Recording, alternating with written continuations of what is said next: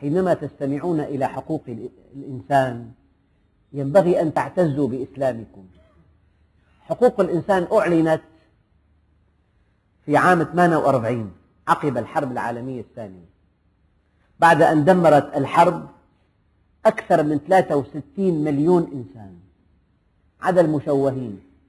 انتهت الحرب العالمية الثانية بمجموع قتلى يساوي 63 مليون إنسان، ودمر كل شيء. عقب هذه الحرب أعلنت حقوق الإنسان عام 1000 في 10 من كانون الأول عام 1948، بينما حقوق الإنسان في الإسلام معلنة بآيات من كتاب الله قبل 1400 عام. En janvier 1947, la Commission des droits de l'homme, créée par le Conseil économique et social de l'Organisation des Nations Unies, commence ses travaux sous la présidence de Madame Eleanor Roosevelt. Le professeur Cassin y représente activement la France. La Commission rédige une déclaration universelle qui est soumise à l'Assemblée générale siégeant à Paris au Palais de Chaillot. Elle est adoptée par 48 voix sans opposition et 8 abstentions le 10 décembre 1948. Le premier document qui mentionne la liberté et les droits de l'homme est la Déclaration d'indépendance américaine adoptée le 4 juillet 1776 par le Congrès continental réuni à Philadelphie. Cette déclaration est précédée d'un très beau préambule. Tous les hommes sont nés égaux. Ils sont dotés par leur créateur de certains droits inaliénables, et parmi ceux-ci la vie, la liberté et la poursuite du bonheur. Mais c'est une déclaration limitée à la justification de l'indépendance vis-à-vis de la couronne britannique. C'est la Déclaration des droits de l'homme et du citoyen, patronnée par Lafayette et Sieyès, adoptée par la Constituante et placée en tête de la Constitution de 1791, qui se rapproche le plus de l'universalité parce qu'elle ne mentionne aucune nation, aucun régime, aucune époque. Elle est, certes, l'œuvre d'une classe, mais elle est si vaste qu'aucune limite sociale ne peut lui être imposée. Elle est la conclusion d'une évolution qui passe par le cartésianisme, les philosophes, les physiocrates, les humanistes, les encyclopédistes. C'est pour cela qu'elle est l'inspiratrice de la nouvelle Déclaration universelle des droits de l'homme. Jean-Louis Barrault.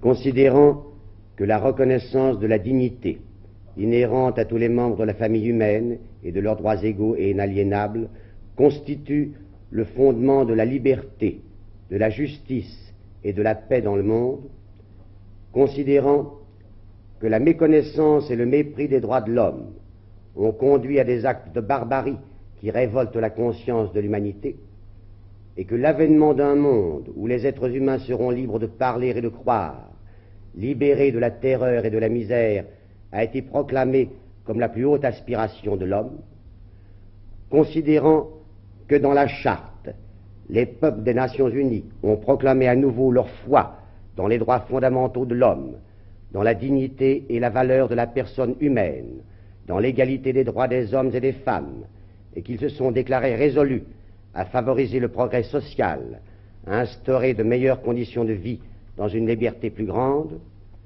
considérant que les États membres se sont engagés à assurer, en coopération avec l'Organisation des Nations Unies, le respect universel et effectif des droits de l'homme et des libertés fondamentales, l'Assemblée générale proclame la présente Déclaration universelle des droits de l'homme comme l'idéal commun à atteindre par tous les peuples et toutes les nations. La Déclaration universelle des droits de l'homme comprend 30 articles classés en 2 grandes catégories. Les droits de la personne, droits civils et droits politiques, et les droits économiques, sociaux et culturels. Quantité de décisions de l'Organisation des Nations Unies se sont inspirées depuis 1948 de certains aspects de la Déclaration universelle des droits de l'homme. La Convention sur les droits de la femme et de l'enfant, sur la discrimination raciale, sur les réfugiés, sur les apatrides, sur l'esclavage, sur le travail forcé. وَلَقَدْ كَرَّمْنَا بَنِي آدَمَ وَحَمَلْنَاهُمْ فِي الْبَرِّ وَالْبَحْرِ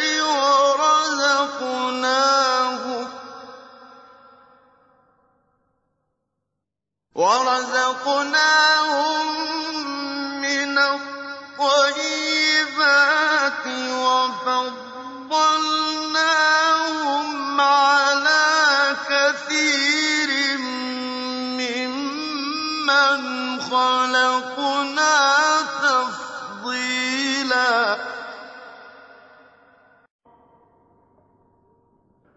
قُل لَّئِنِ اجْتَمَعَتِ الْإِنسُ وَالْجِنُّ عَلَىٰ أَن يَأْتُوا بِمِثْلِ هَٰذَا الْقُرْآنِ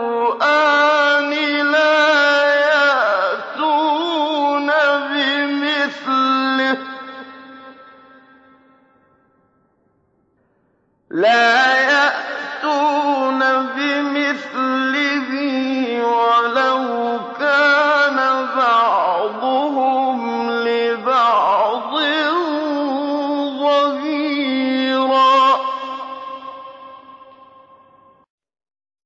يَا